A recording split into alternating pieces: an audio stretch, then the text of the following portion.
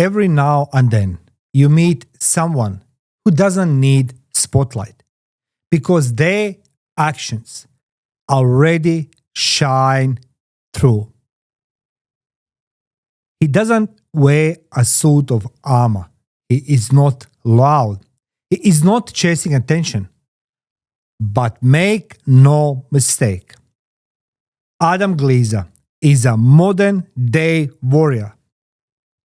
As a kid, Adam was bullied, not just in school, but in silence, mocked, dismissed, and left to figure out how to fight battles most people never see. But instead of becoming hardened, he became helpful.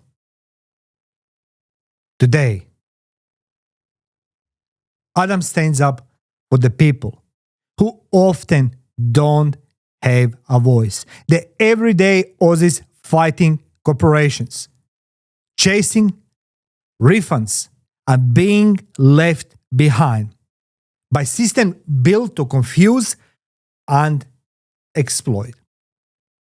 He's taken on giants, airlines, travel agents, even toxic part of the coaching industry.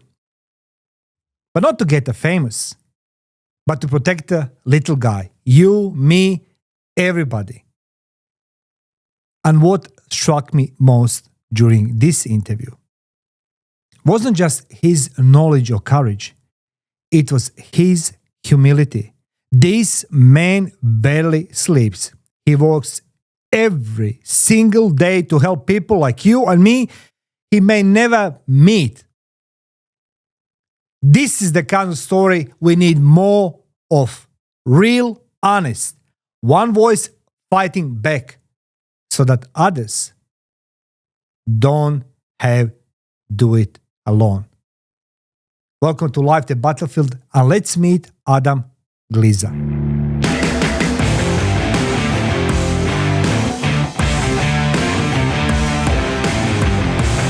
Adam, welcome to the hotel here in Melbourne for the interview with me, second time. Pleasure, beautiful hotel. Listen, it's like, you know the funny thing is, every time I try to organize the room, they promise me room, special room, business room. I come in hotel, I say like, I'm sorry, we double book it. I'm like, that doesn't make a sense. So thank you for coming second time. Now, Pleasure. We live in a world where everybody is, has the blue and red chest, alpha males, big fighters and everything else. But there's difference between the action and just the talking. Adam, first of all, I want to say how deeply I'm admiring you for what you do and who you represent. So, we connect on LinkedIn, and you're not just the alpha male. You are there like a modern Robin Hood fighting for little men. Now, do you mind to just introduce yourself quickly? Who is Adam Glezer instead of me just saying Robin Hood? Modern Robin Hood, yes. Very nice of you, Mario. Look, I have a passion for fighting for the little person and making sure that justice is served, and that really sums me up. Over the last 25 years, I've been helping friends, family, others with issues that they've had and they've encountered with corporates, with other people, and it's just a burning desire within me to assist, because in this country, unfortunately, there are no organisations that actually properly are there to help people. Yeah. I mean, you've got some government organisations that pretend to, but they're good actors. They do very little. They might contact a company and ask them, are you going to refund this person, or can you help this person? But invariably they do absolutely nothing. And what I make sure I do is that I'll always give people a chance, and I'll give them several chances to do the right thing. And if they keep pushing and they keep thinking, oh look, what's this little person going to do? I'll bloody well show them what this little person can do. They can pack a punch and a half. You see, this is what I say, like, it's the difference between walk to walk and talk to talk. And that's what I'm admiring about you. But let me go a little bit back in your past, you know what I mean? Like last time when we had the first interview, you mentioned something about your brother and you. Who stood up for who and why? It's very important to people understand what's happened to the little Adam in like kindergarten. That was in kindergarten. Please. And oh, look, in kindergarten, my brother was in kindergarten. I think I was probably grade 1. And he saw someone bullying me through the gates. Yeah. And anyway, he told them to come. He wanted to say something to them. Punched the shit out of them and gave them a blood nose. Your brother? Absolutely. My little brother, who's now a personal trainer, so I'm not surprised he was able to. But it's as you can see, that doesn't run in the family. But it's, look, with this, the little me was very different. And I am who I am now because I've been bullied through many aspects throughout all of school. I was bullied. I was fairly, I didn't really stand up for myself. Through work life, I've been a different kind of bullied, or it's that certainly occurred at some stages. And people say to me, I get regularly, you've been, whether I've been ripped off or whatever it might be. Adam, how do you kind of, how do you live with this? And I just say, you take it. Yeah. You take your lived experiences, and if you use them to your advantage, it doesn't matter what you've experienced in life, how much money you've effectively, lost or been taken advantage for. You take it, you learn, and it's all worthwhile, very much so, and I wouldn't change a thing. You see, this is what I want people understand, that you're not just being bullied in your life by the peers in school or friends, so-called friends, or workplace. You are going against big names, big industries, big government departments. I wanted people draw that courage from you, Adam. See, when I saw you today, when you come to me in the foyer, I felt like I just felt that energy. It's like something, and then you just, hey, Mar, it's like, oh my God, it's you. So happy to see you. Let's go talk about your first case. Your first case was, you had your refund, your life, your comfort, but why did you risk your peace? So can you explain our audience, what was your first experience with being ripped off, literally ripped off and scammed? By a business. The notable one was with a travel agency. Yeah. Where we had paid a deposit for a trip. Yes. And the trip had we weren't the ones to cancel it, yet they told us they were going to charge us a $300 per person cancellation fee.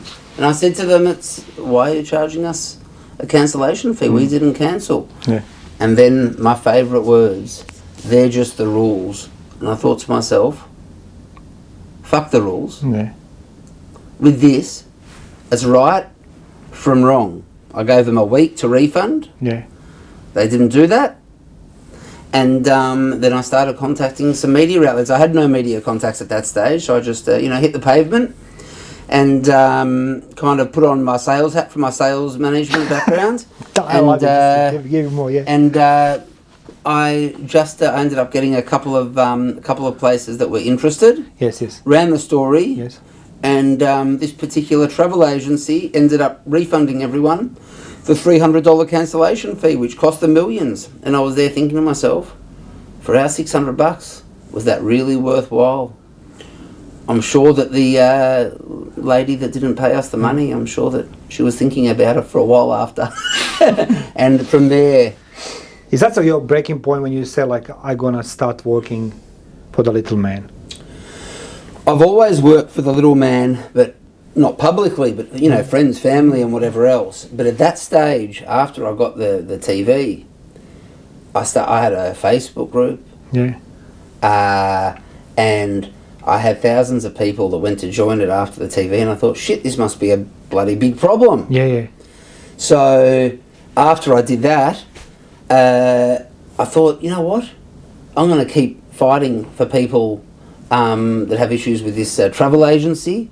And then from that, I saw that there were bigger issues in travel. And then after that... Can I ask you one question? Like, okay, recently I saw the article, right?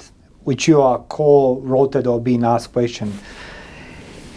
It's about ship never sailed from Melbourne. Okay, so my question is, these people paid, old people paid so much money, $10,000 10, 15, yeah. Then $15,000. Okay, my question is like, first part of the question is, why people fall for something which is looks too good to be true, which usually it is, so you should run away, but they don't. And why they don't make a due diligence? Why is this happening? Why are the people being scammed? With this particular case, what happened That's was... a recent one, which very recent. Yeah. What happened was, this company went out and deliberately targeted older people. So they sold them a dream because they thought, you know what? This is something that the older people are going to they're all going to want. However, they didn't have a ship. It certainly appears they didn't have a ship, and they just took $10,000-$15,000 US deposits off people without returning it, and thought they'd be able to live happily ever after. We've certainly shown them that ain't going to be the case. I'm hoping they look over their shoulder all the time. So the people come to you, right? They found you to represent them. Yes. Okay. How do you feel?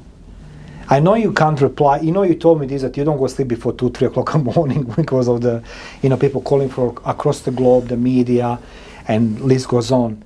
But I want your personal experience. How do you feel when people come to you after all these years now, particularly these elderly couples who are being ripped off, but the ship doesn't exist, $10,000 to $15,000 US? How do you feel, Adam? I want the entire world to understand, what do you feel when somebody comes to you and they lost their savings because they trusted somebody who doesn't exist? When they come to me, it's the same with any case that I take on. I feel if I am going to take on the case, I feel an obligation to give it 10,000%. I feel honoured that they've entrusted me with helping them. I feel angry of what they have experienced and that they've gone through. But most importantly, I say this to every one of my clients, and I think it pisses my wife off a lot. I treat them... That's all right. I can feel your energy when you say this. I treat them all like family. Yeah. So it's my promise to them. I mean, I have phone calls about cases at 2 o'clock in the morning. Yeah. I tell them, call me. Normally I've got a 1:30 limit. Yeah. But if it's urgent, call me anytime.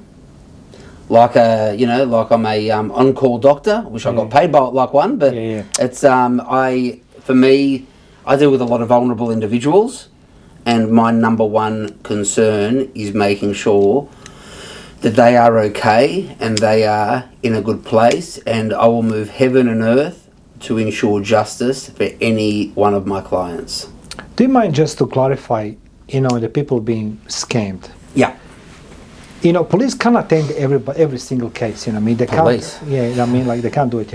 All these things. What would you say in 1 or 2, maybe 3 steps before people do anything, invested their money? What would you tell them to do? Let's just start this. Of course. People that ship never sailed. I'll put in the description. I'm gonna put a link on this article because the article is out, so you're gonna read it, guys. But my question is particularly those who are most vulnerable. What would you, Adam, suggest them to do before they pay any money? Call you? Do your due diligence first and foremost. I've been told in media interviews that I'm pessimistic, and what I say to that always is, do you see the kind of bloody scumbags I deal with daily? That's all I deal with 24/7. Do your due diligence. Make sure that something is legitimate. Yeah. If you are not sure if it's legitimate or not, then go and contact someone to actually verify it and to confirm that you are dealing with a legitimate, reputable company. Don't always believe reviews. Yeah. Okay. Because Google reviews, Yes. and others as well, companies pay. True. I agree with you. And I'll say with review sites, companies pay, A, for reviews, but B, to take down the shitty ones. So if you see someone with 5-star reviews, occasionally just with 5-star reviews, sometimes it is because they're an incredible company. Sometimes they're scumbags and they're actually paying people to get rid of the negative ones. So you cannot just go based on that. Go contact people that may have dealt with them in the past. Make sure that they're not rip-off merchants. Make sure they do the job well. That is the most important thing. And a lot of people are very impulsive. Yeah. And they see something and they just think, shit, I want to go on that cruise. That sounds unbelievable. Yeah, 3 years on a cruise ship. It's got this, it's got that. Yeah, it was 3 years, but that was a deal. 3 3-year one. years. Like, my God, yeah. Elderly person's paradise. It was selling everything. It was just a story though, nothing else to it. And with this, but people jump the gun because they're very good. They appear to be very good scam artists. They jump the gun. They make the purchase, and then by that stage, it's too late. And I can tell you with this one as well. Yes. The social media side. Am I allowed to mention Facebook? Yeah, you can. Yeah. Okay. Yeah. As I had mentioned in the story, Yeah. Facebook Yeah. hold a lot of blame for this because they have been warned on many occasions that this company, It's scam dodgy, artists, dodgy, yeah. and are dodgy. They've had evidence provided to them. They have done nothing. All they have gone and said to the journalists from memory Yeah. is that there was, there was nothing there to lead them to believe that they were dodgy. So may I ask you why the social media platforms don't act if there's so many complaints? In this case, Facebook. They're earning money from the advertising. And unfortunately, it appears that their care for the little person is negligible, probably nothing. They actually care about the money that they are earning, and people get generic. When they put in a complaint, people will normally get generic responses back from them. And with this, as far as I'm concerned, the major social media platforms, Yeah. they have a duty of care. Yeah. Because if you've got your, if they're advertising for someone, it's implied that they are going to be credible Yeah. based on the fact that they're allowing them to advertise. With the major review sites, same thing. They've got a duty of care. Sort your things out. You Google. Surely to goodness, you can manage to master a way to ensure that the reviews are not tampered with. Can I now just shift a little bit down because it's like now I'm become, That's the aim. excited about these things. How much is the truth on social media? If you say that reviews are fake, if social media companies don't act straight away, everybody can go on social media or sell the lie. Am I correct? On social media, a lot of it's a lie. Yeah. Oh, absolutely. I mean, I know that with... From your point of view, like what consumer so advocate. much of it's crap. It's so much of it's complete rubbish. Whether it be reviews, whether it be what you see, like on Instagram, for example. I know that a good example. Yeah. The amount of rubbish that my wife sends me from Instagram about the perfect husband. And the first thing I say to her is, do you really believe this shit? It's like, You do realise they're doing this for fucking clicks, don't you? You know what? You're afraid your wife's going to run into digital and she's going to like Mario. Just she's used to it, don't worry. Yeah. So she thinks that these people are all living their perfect lives and their husbands are perfect, and don't always, like they say, don't believe what you read always. Don't believe what you bloody see either. People do these things for clicks, in my opinion, a lot of the time.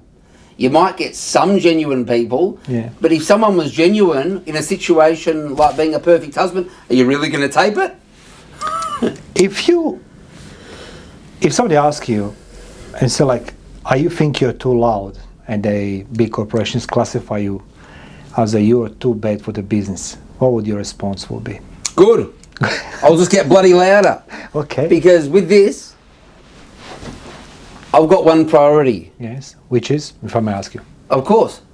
Hold the responsible parties to account and get a fair result for the little person, and to move heaven and earth to ensure that I get that result. That's all I care about. I couldn't give a shit about these big corporations that are doing the wrong thing. Yeah. All I can care about is making sure that they either do the right thing, Yeah. or I'm more than happy to get them disgraced. And because the only thing that, what I've figured, the only thing that businesses, Yeah. well, the unethical ones, Yes. care about is their reputation, Yeah. because reputation equals dollars. Yes, that's correct. Yes. And if you start affecting their reputation negatively, that's what hits them hard. B, with the government, and this is relevant along the same lines, Yeah. I figure the only thing that the majority, now there are some decent politicians out there, look, needle in a haystack, but there are some decent ones that I've met, some really ones that are in it for the right reason. But with the majority, they care about getting re-elected. It's all a bloody game. You know, talk is cheap, as they say. Yes. Yes. And the amount of politicians that I've heard saying, "Oh, I'll stand up for that cause," I'll say, "Great, I'll have the Channel 7 cameras over to you." "Oh, no. It's I just want to say that to you so that I'm sorry I'm laughing because, like, you know, it's contagious, your energy. You know, it gives me goosebumps because, you know, we all going through the same ordeal. Even the people who work in corporations can become the victim of the scam. I mean, the top ones, even they can become the scammed and, you know, be defrauded. But what you're doing, it's literally, most of people will be afraid to even speak. You know what I mean? I just like your camera and everything else. And that's why today people understand that you need to stand up for your right. You can't. You have to. And what I'll actually say what I'll say on that. Yes.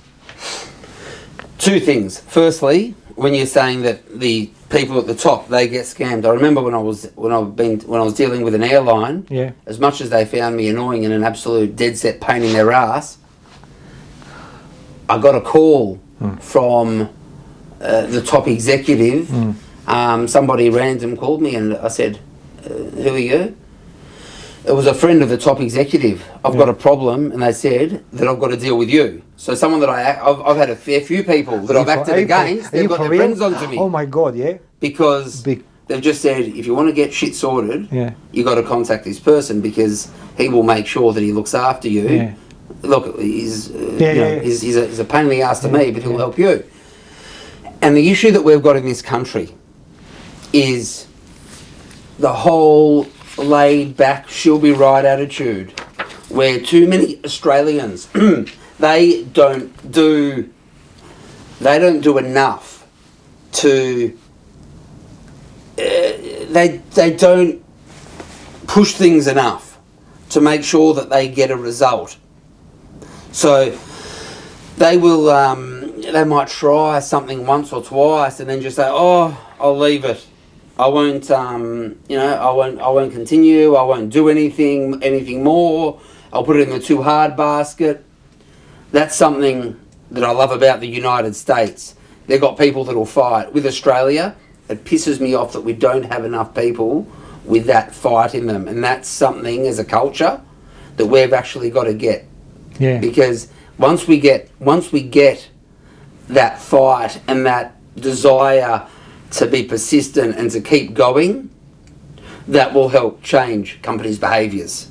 But right now, companies are dealing with a situation where you've got people that they know they'll be able to wear down, and you've got a government that have put people in place to pretend to be advocates.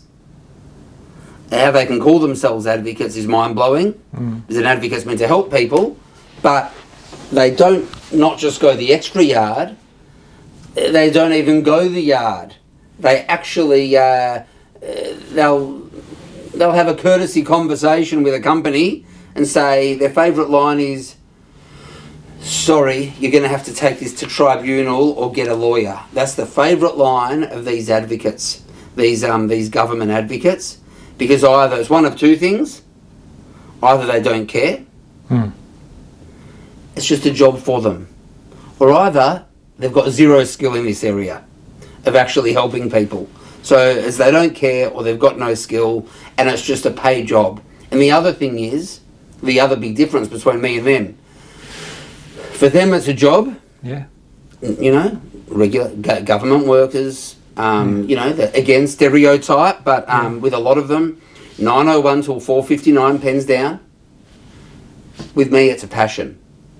Ensuring that people get justice is my fucking passion in life. Which brings now to this question. It's a burning question. Last time I didn't ask you. We just had the touch of this one. So you taking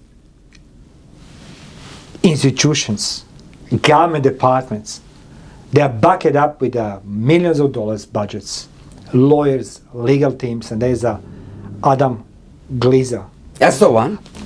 We got it. We've mastered it. Yeah, you know, I was deeply thinking out. He told me Glazer. Okay, so Adam Glezer. So like, you have the government departments, you have the big corporations backed up with millions of dollars, budgets, law, legal, solicitors, whatever you want to call them. Now,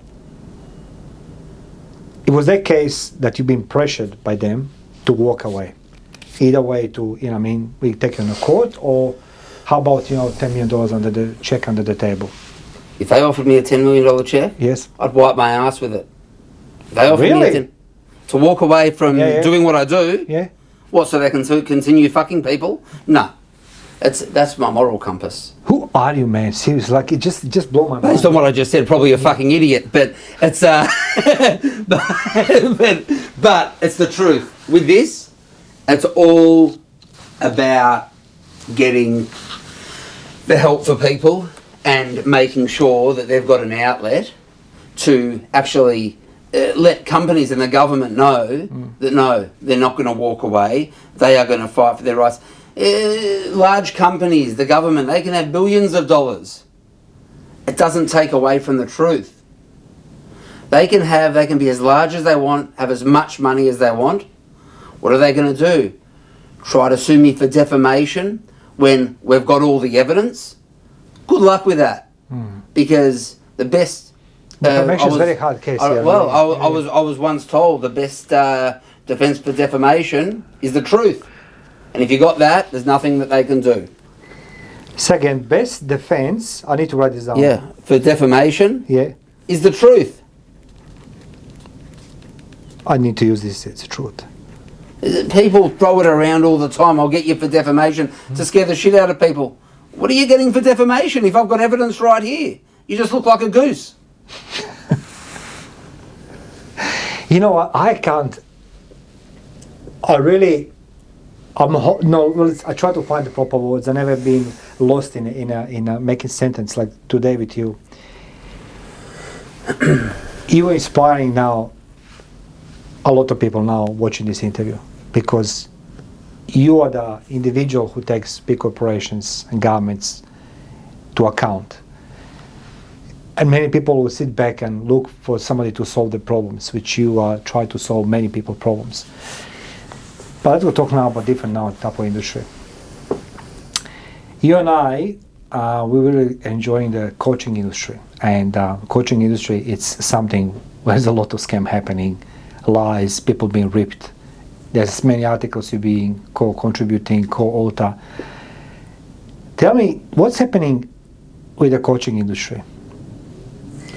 What is your experience? Because like people are being ripped off. And that's how we initially connected over the individual day who passed away. And that's like, you know, I'm trying to understand people who call themselves coaches, you know, NLP coaches, business coaches, life coaches, no accreditations, no credibility, no academics, nothing. They take people for the ride, and then come to you, those who have been broken.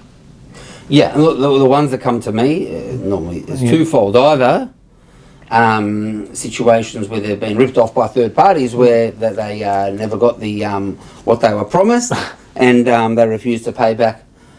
They refuse to pay back the money, or they paid for a certain service and they do not believe that they received it. Now, there are certainly, in my opinion, Yes.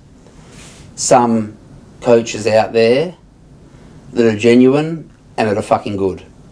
However, saying that, there are a lot of people that go, I don't know if the word is leech off the industry or off other people's names that are bigger with them than them and reputable.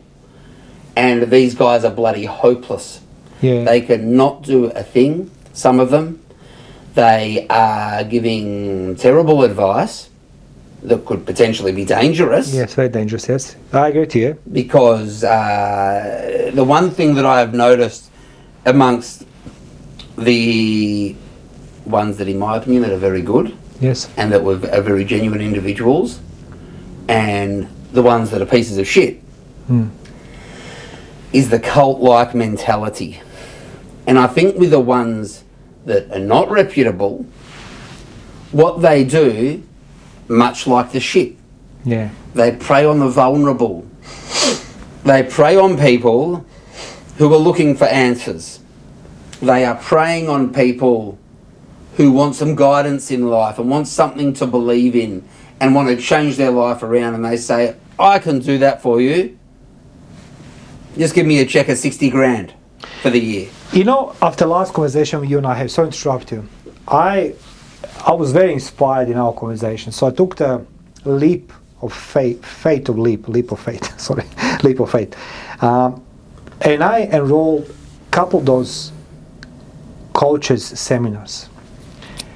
They're promising everything and anything, right? You know, I'm going to make you rich, happy, successful, or whatever it is. And I said to myself, that cannot be, because you know, if you have one individual over there talking about some NLP crap, you know what I mean, and then say like you're gonna make everybody happy, entire room was being consisting from the people from different walks of the life. So you can't apply the blanket, you know, knowledge on everybody, because English is not my first language. You know, list goes on. A lot of people are migrants. A lot of people don't speak language. A lot of people have their different education, so you can't do these things. But one thing I pick up straight away. On a second day was upselling of their services, you know, from the bronze to the platinum. And I was thinking about you. I said to myself, Adam, you should be here with me. Those promises. People are spending $30,000, $40,000 per year on nothing, on a false promises.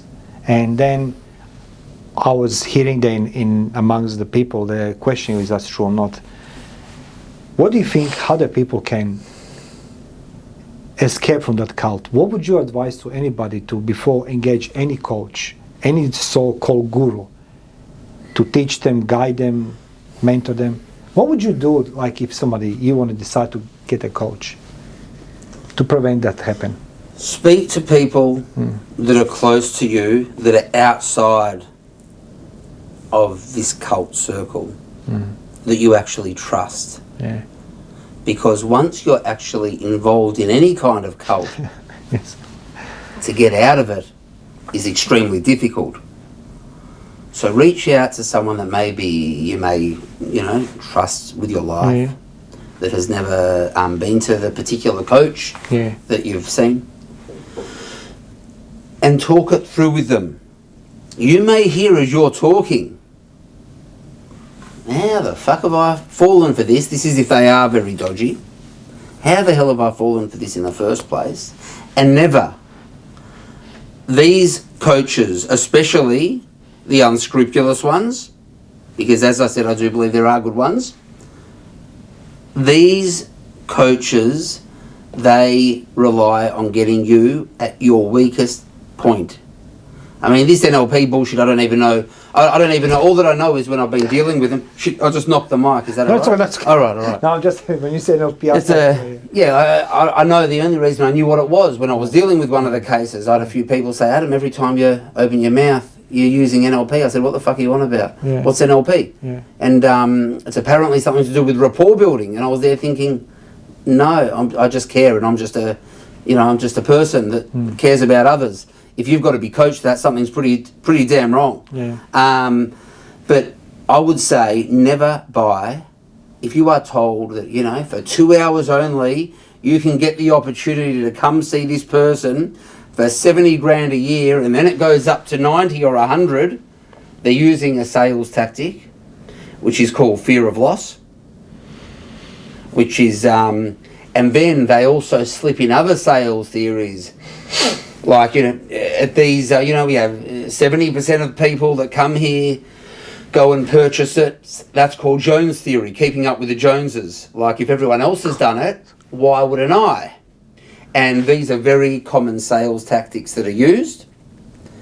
If used in the right way, some of them are okay, but they use it in an environment.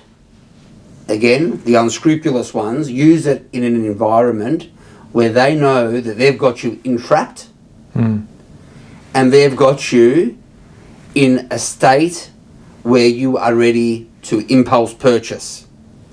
And when you combine that with different sales techniques, because don't get me wrong, even these dodgy ones, you know, they know some sales tactics. I see through their bullshit straight away, but the majority or a lot of people in this particular situation, especially the vulnerable, they won't, and they will just say, "Here, how many credit cards do you need?" Like they're in a trance, where they'll just give off. "Oh, you want some blood from me? No problems," because they've got them at that point. They've got everyone chanting bullshit in there, and they've got them at the peak of buying and at the peak of not thinking in a rational sense. Most of people dreams of changing the system. You mentioned even politicians, you know, there's a few of them you spoke and they want to do things properly but never happened. Now, what drives you, Adam? Is it justice or still some wound from your justice, change, and now what I will say is this bureaucratic, one of the things that is a big thing for me with the government is the number one thing that I have realised with the government is, as I said, even though once again, like with coaching, you've got some decent ones out there, few and far between, in my opinion, that are there for the right reason. The majority of them, they're like little puppets that just toe the party line because that's what they're told to do. And what they do is they tie people up with this bureaucratic red tape to ensure that they don't have to answer any questions. I remember one department I was on the phone to not too long ago, and I was on the phone to a lawyer there, and I asked some questions, and they refused to answer any of them. I literally asked a couple of direct questions, and they kept coming back with the same line that did not even broach the question at all. Why is that? Yeah, interesting. I'll tell you why. Yeah, please, I'm very curious. Of course. They've got a script. They're like AI robots. A lot of them. You mentioned this. I saw today something what you show me. Talk about AI robots. Yeah, please continue. They are like AI robots where they have got a certain script that they've got to go off and they can't deviate. It's the same like I'm dealing with a major car company at the moment. I ask questions, you get bullshit back. But with the government, the main issues with them, and a lot of people will be able to relate, is if you get a decision that is not in your favour, they've got this poor person on the phone that you explain it to. The decision makers, they're keyboard warriors. That's all they are. They're just little people that are behind a desk that are writing out responses they're writing responses that make no sense whatsoever. If you ask them questions in an email, they don't answer them. If you say you sent a document saying that this payout is justified, and you have gone and written me some bullshit photocopied response that you've sent to 10,000 people, and I made it clear in an email that I just sent out last night. You look like idiots. With this, what you are doing, you have not answered anything. All of this bureaucracy, and it's for one of two reasons. Either A, this is how they are trained robots, and they have got to respond to everything in a certain way. Like even with this lawyer I was telling you about, you've got certain responses that they can give. Outside of that, you can't say anything. Very sad way to exist. Or secondly, they're not intelligent enough to have a conversation like we are. Like I know before when you asked me about if I wanted questions, I said not a chance in hell. Yeah, I just want to have a bloody conversation. Let's just talk. It's not the SATs. I can't do with your questions because it goes in different directions. Yes, I love it. and You don't want predictability. But with this, everything is so bloody rigid with them. And what I am doing now is I am making sure that I figure out the ways, which I'm doing bit by bit, to break through this ridiculous tape. What I wish we had, just like it's the same with most countries, have a government that are human beings, not robots. Have fucking empathy for people. Don't go off a script. Oh, this person is in this position. Empathy, yeah. We have got to respond in C or D. Yep, this is the line we've got to say. Have a conversation with them. See where it goes. Talk like you would to your family. How can you sleep at night when you are dealing with vulnerable individuals and treating them like pieces of shit? How can you sleep at night when you're dealing with that segment of the population? I know that I certainly could never sleep at night if I was treating people like that. And there are areas of the government, which I have not hidden, that I genuinely believe they're dealing with the most vulnerable sectors. And how they act is harming people considerably, and in a lot of situations, killing them. Because if you're dealing with people with mental health conditions, and you exacerbate through that, through your red tape bullshit without answering the questions that are being asked, you're the major contributor to killing them, because they've come to you for as a cry for help, and you're giving them nothing. Sorry to go. Before because it's like, questions with you doesn't work. I mean, it's like, but then, I don't stick to scripts. As you talk, exactly like something will surface out. Can we agree something that most of I'll call the victims, either from large organizations or travel agencies or government departments, that most of them want to somebody show them empathy and somebody listen to them? Is that what you think what is missing? Empathy? You mentioned empathy a few times, and I can see that your energy was just like a skyrocketing. Absolutely, because it pisses me off. You changed the color of your skin, so like I need to make a step back now. Absolutely. Do you think that's what it's missing? Empathy? Big time. I think, and I'll go back to what I was saying yes, there are government agencies, but also with certain areas of insurance companies. And I actually said this to one. I ended up getting it sorted for them, but I dealt with a case recently where they were waiting for a death benefit of sorts. This person, they needed it through as soon as possible. They'd explain the reason why. The girl that I spoke to, again, like with an insurance company, your typical AI robot, and I said to her, I said, let's try why don't we try something novel?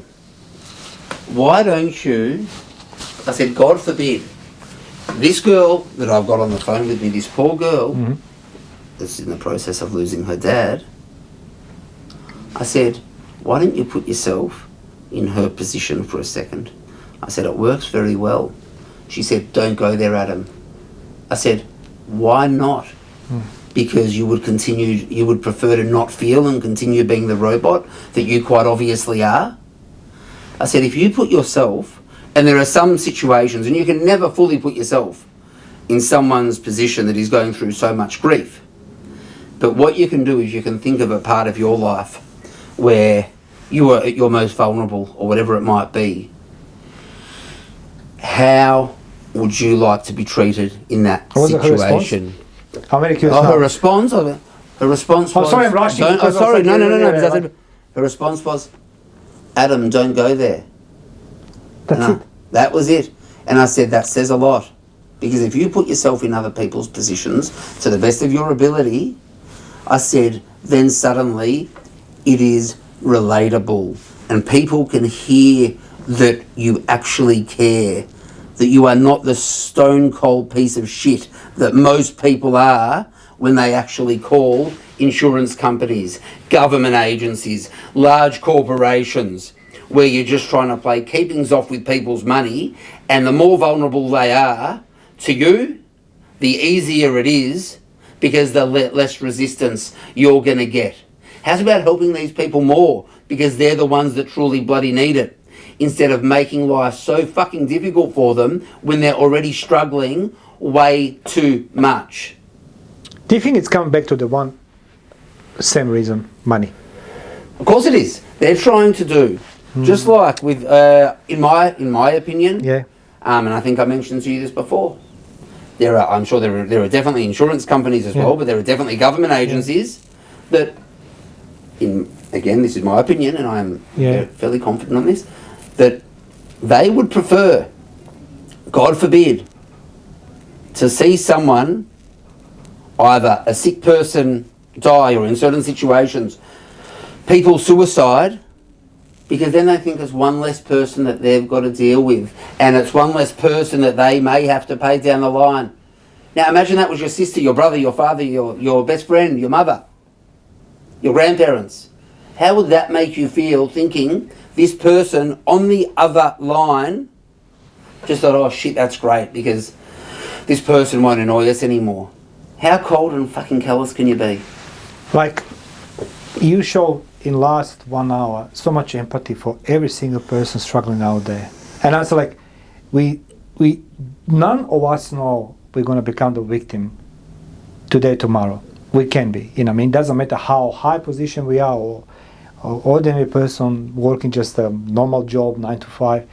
We all can be the victim of somebody somewhere across the globe. You know what I mean? Every day we see the cyber security being breached. You know, millions of the phone data, the emails was just leaked now. Like, every day is something. In a world where everyone chasing followers, fame, or fortune, you choose to choose accountability. How do you feel with your choice now after all this? I wouldn't change it for the world, because firstly, even though yes, vulnerable individuals are obviously, in my opinion, targeted a lot as the easy ones to win over because of the resistance levels. You find I've had QCs contact me for help. The one thing that corporations and government do is they're equal opportunists. They screw everyone equally. So they don't care who you are. Some of them, they may have a harder battle, but they think that they've got just the right level of tape involved to be able to, you know, not pay out or not do the right thing by most people. And if they've got to pay the odd person, then they just think, oh, at least 98% we get away with. I would not change what I do for the world, because someone, and with this, I've got cases all over the world. I've dealt with cases throughout the United States, Europe, and whatever else, because people all over the world are getting fucked.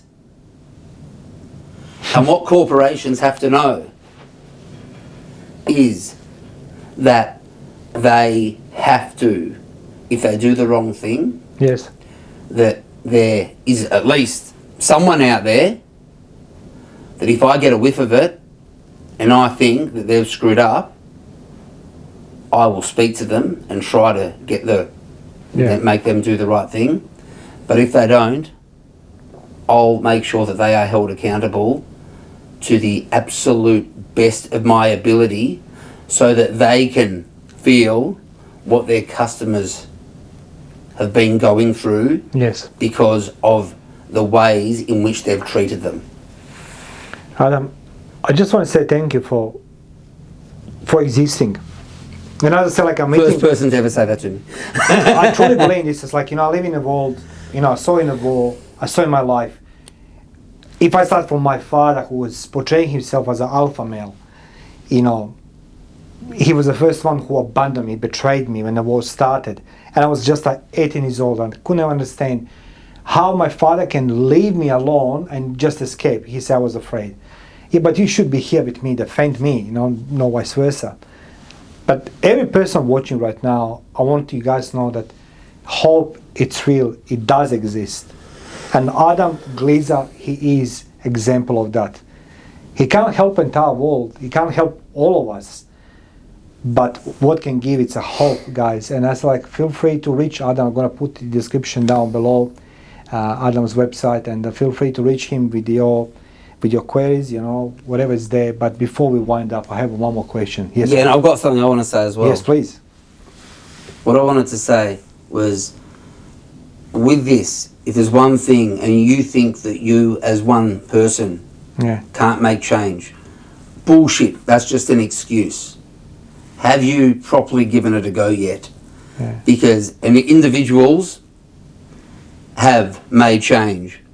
Whether you believe it's for the good, for the bad, whatever it may be. Look at Trump. He's certainly made a lot of change. He's one individual. Yeah. Now, what I was also going to say is what my goal is, what down the line I'm going to be looking at doing. I want to be able to equip people with the necessary skills to actually be able to fight for themselves and fight for justice. Because I think that if people have that skill set to be able to go, and that confidence to be able to go fight for themselves, then there is a greater chance that they are going to keep going and going and going until they get to their end destination and they get the result that they deserve. You left me speechless. Before we wind up, I just want to say, I heard this, I'm pretty sure, in a movie, Prometheus. Did you watch Prometheus? It's a science fiction. But he said, all big things have a small beginnings. And that's the truth. You just need the one spark, and that's what you are. Adam, thank you for being my guest today. Pleasure. Thank you, Mario.